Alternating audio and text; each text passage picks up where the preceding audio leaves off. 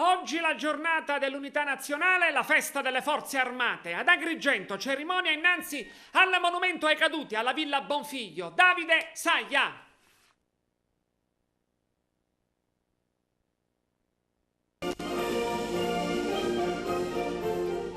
L'Italia celebra l'unità nazionale e le forze armate nell'anniversario della fine della Prima Guerra Mondiale, un rituale sentito e solenne.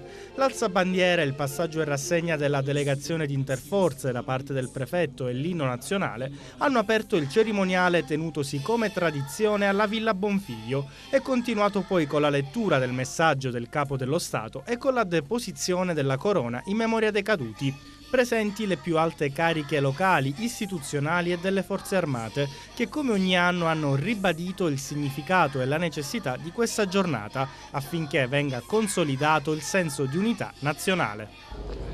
Qual è il ruolo oggi delle forze armate? Ma sicuramente è quello di garantire la sicurezza all'interno dei confini del nostro Paese. In più le nostre forze armate sono impegnate sul piano internazionale in operazioni di pace. Questo è il messaggio in termini di attualità: sicurezza all'interno del Paese, pace sul piano internazionale.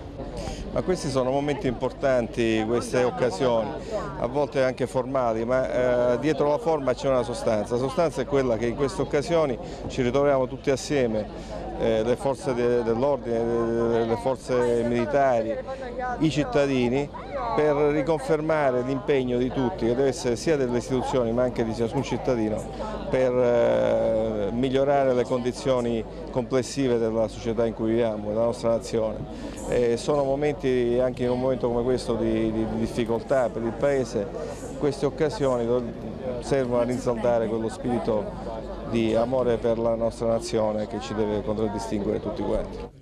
Scarsa e praticamente quasi nulla la partecipazione della deputazione nazionale e regionale.